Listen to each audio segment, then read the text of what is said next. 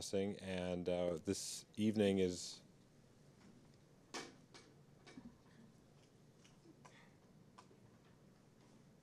not sure what that means. Oh, we're okay now? Okay. Brendan Ogg's poetry was published after he passed, and so this evening is devoted to sort of his legacy and his work.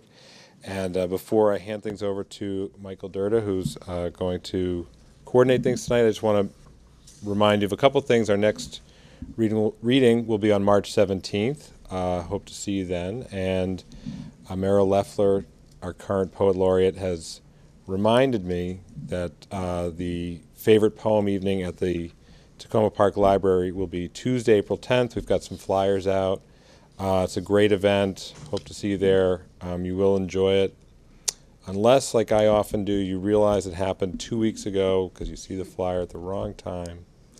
So don't let that happen to you. Look forward to seeing you then. Look for that flyer and enjoy the evening. And I'll hand things off to Michael Durda. Thank you, Mark. First of all, can you all hear me? Is the microphone on? Yes? No. Yes, all is well. Okay, I'm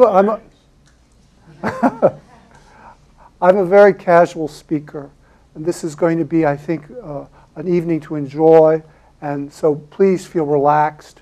Listen to the poetry. This is a celebration of Brendan Ogg's work as a poet. We've had, over the past year, opportunities, sad opportunities to mourn his passing, to regret his life, and this evening is going to be devoted to the things that he accomplished as a writer. He was a wonderful young poet. He was just developing. You can see the influence of a number of other famous figures on his work, from T.S. Eliot to William Blake. The evening will be organized as a kind of happening. We've got readers, we've had music. I want to thank Elijah and Steve for the wonderful music to introduce the program. Friends of Brendan's will be reading some of his poems. His friend and fellow writer Amy Sands is going to be talking about their work together via video link up from some sort of a technological miracle that will allow us to watch Amy talk about Brendan.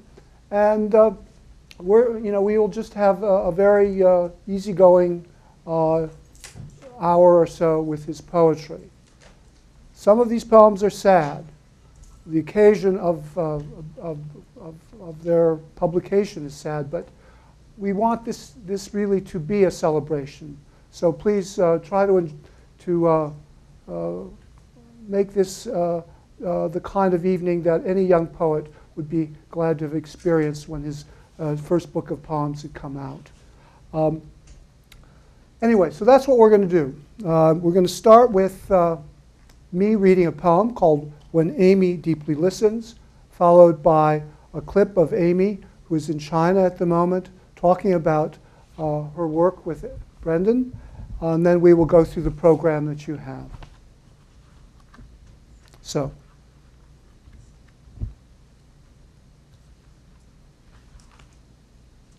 When Amy Deeply Listens. When Amy deeply listens, the point of art, of speech, becomes crystal.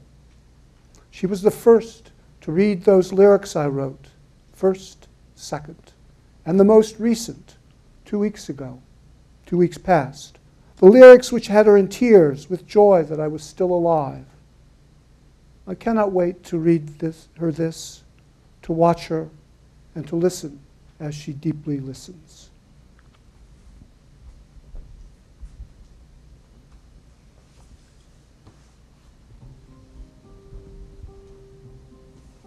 Hello, my name is Amy Sands. I grew up with Brendan in Silver Spring. We went to school together. We carpooled to religion class together. And I'm really happy we're having this event to celebrate his poetry. So I'm going to give some of my stories and experiences with Brendan to help illuminate some of his poems and work. Brendan and I used to carpool to CCD together, and we would talk a lot about books and writing in a very,